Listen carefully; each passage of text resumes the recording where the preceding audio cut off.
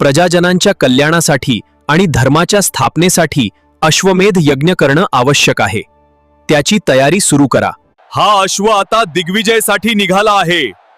जो कोणी याला अडवेल त्याने अयोध्येच्या सैन्याशी युद्ध करावे. लव, कुश, नेहमी ज्ञानाची आणि धर्माची कास धरा. आश्रमाच्या नियमांचं पालन करा. कुशा, आपली धनुर्विद्येची कला आणखी निपुण झाली पाहिजे.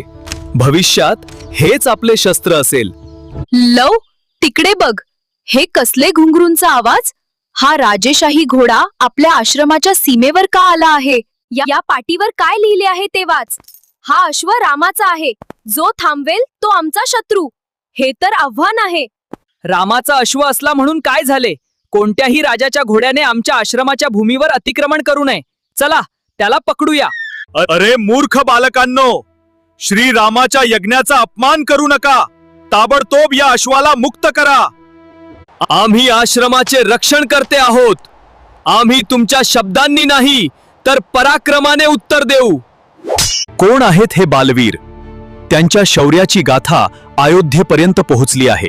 त्यांचे तेज पाहून आश्चर्य वाटले. काका, आम्ही तुमच्या आज्ञेचे पालन करू शकत नाही. आश्रमाच्या हक्कासाठी आम्ही कोणाशीही लढायला तयार आहोत. आम्ही त्यांना मूर्छित केले आहे. आता त्यांना बांधून अश्वाजवळ ठेवा. शत्रुघ्न पराभूत झाला. हनुमाना, हे दोन बालके नक्की कोण आहेत? त्वरित जा आणि सत्य काय आहे ते शोधून काढ.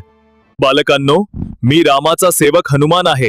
तुम्ही मोठे शूर आहात, पण यज्ञाच्या मार्गात येऊ नका. अश्वाला सोडा. आमच्याकडे केवळ साधं शस्त्र नाही. हे घ्या, नागपाश.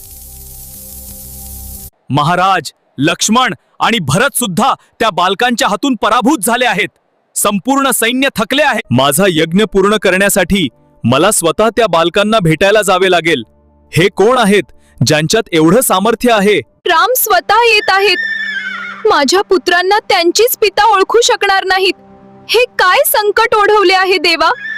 हे धनुष्य धरण्याची पद्धत, हे रूप, हे माझेच पुत्र असावेत. सीतेचे प्रतिबिंब. राम, हे लव आणि कुश हे तुमचेच पुत्र आहेत.